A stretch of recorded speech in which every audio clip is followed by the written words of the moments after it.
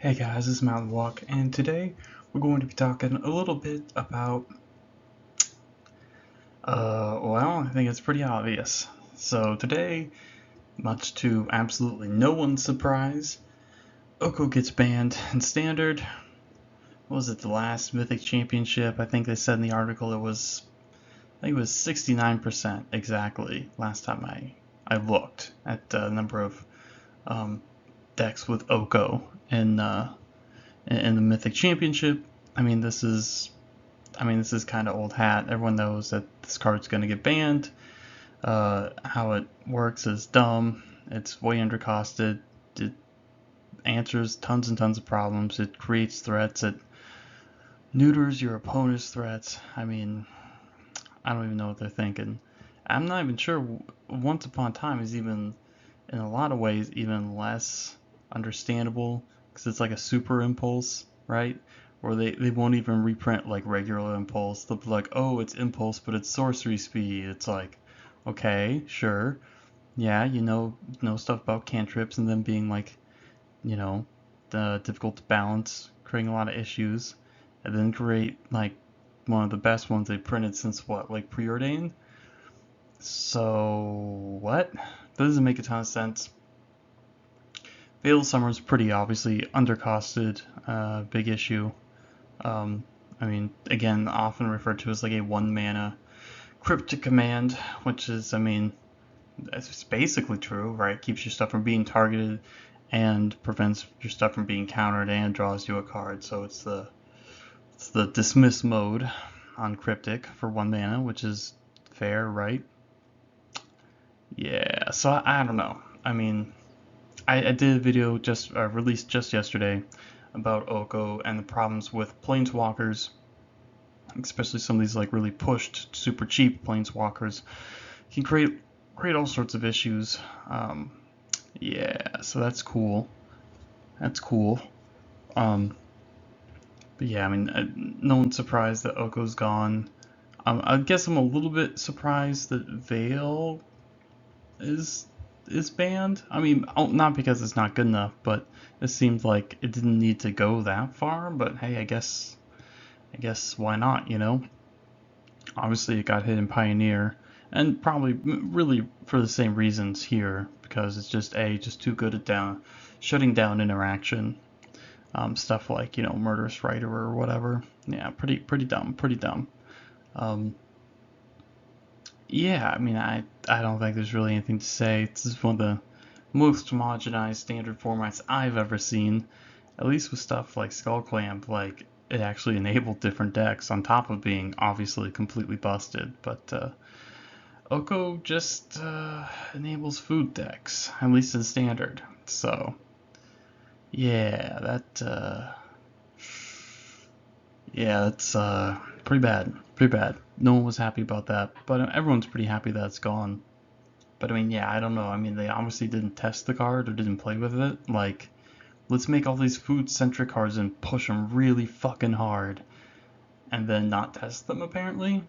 Like, all you need to do is cast Oko a couple times, and you really very quickly figure out, like, this card is pretty silly when people are trying to play, like, normal games of Magic, playing creatures and planeswalkers and attacking and stuff like that. So, whatever. Is what it is. Of course, Brawl, Oko's banned. Again, same thing. He can shut down your opponent's commanders too easily, which is, whatever. Legacy, Ren and 6 is banned.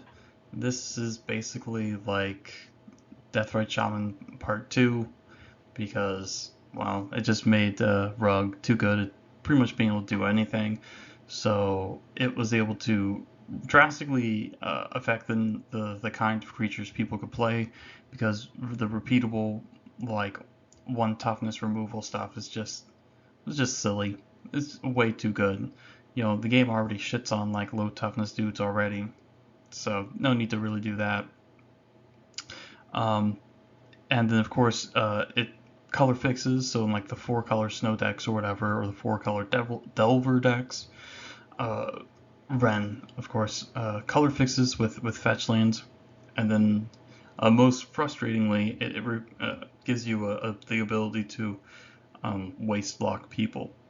So yeah, If multiple waste, oh excuse me, if multiple wastelands wasn't frustrating enough to deal with, now you can just deal with infinite number of wastelands. So I mean, basically, it just made these blue decks too good, gave them too many things to do, let them grind too well, even gave them like a obviously card advantage as well. The emblem is pretty insane with like Bolt or something like Decay, and it gave them a prison element too. So I mean, just let them do too much stuff. I mean, this is just gonna keep happening forever and ever and ever because like just gonna let the blue decks do whatever, and everyone wants to play like Brainstorm and Ponder and stuff, and so like all these other cards that aren't broken, but they're broken in the blue decks, I mean that's going to cause issues. Like obviously the Ren and Six wasn't an issue in the loam, like the lands decks or the aggro loam decks or like the Naya Maverick depth decks thing. Um, yeah, they obviously weren't causing the issues there, but they certainly just added on to everything else that the blue decks had and caused all sorts of problems. So sweet, yep. Who didn't see that, right? I mean, yeah, I don't know why they decided to just push this stuff so hard.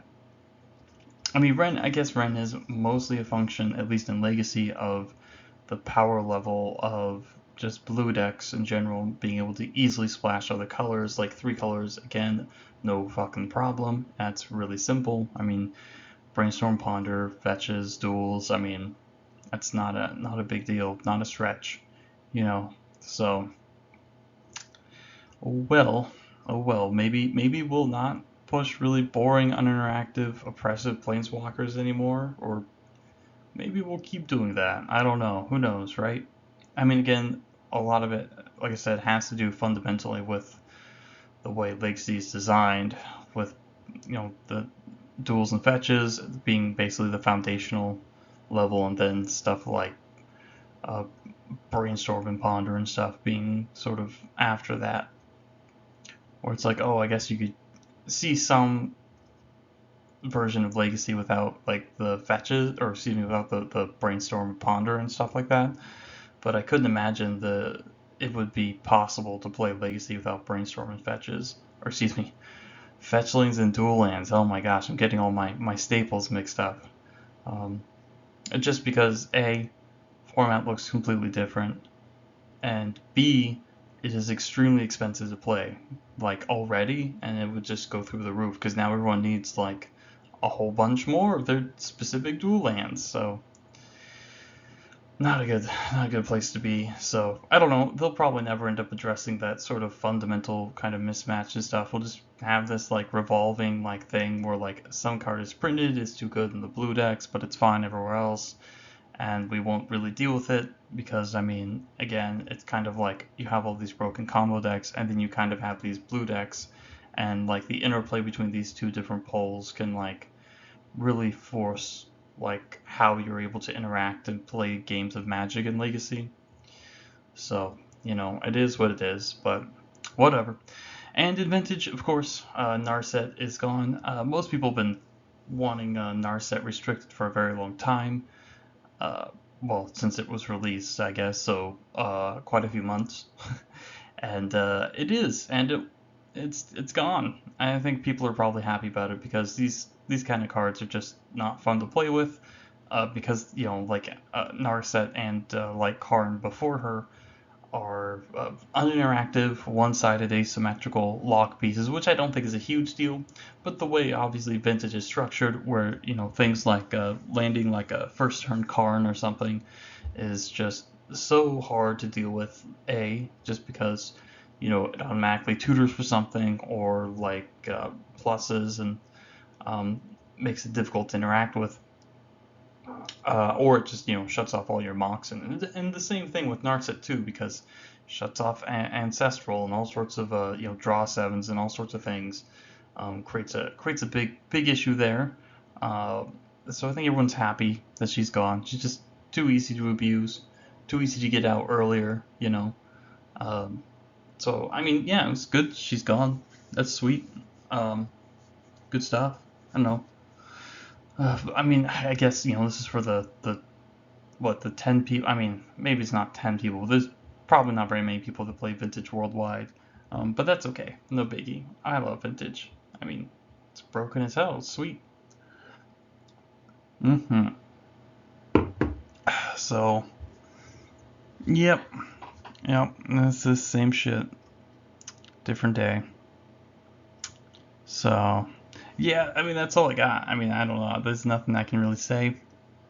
You know, Red 6 was basically uh, Grixis Delver Part 2 because, the Rug Delver decks were able to be like 55+% according to Wizards data. So, that's probably a little too good to be able to consistently do, especially over a large number of sample sizes. Means that they're pretty confident that it's definitely a little too good. Definitely opened up too many different avenues that the deck didn't have previously. And Oko in Standard is dumb because, I mean, it's just everything's Nelk. If you have a cool thing, it's Nelk. I mean, again, I've touched upon it, talked about it earlier. I don't really want to go through it again. It's just good. It's all gone. It's all gone. Let's try and get back to maybe making normal Magic sets without like stupid planeswalkers and pushed cards and stuff.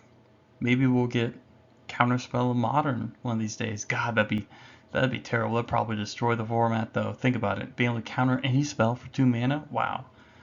That's just wow. Unbelievable. Anyways, so that's it. That's it for today, guys. So thanks for stopping by and have a nice day.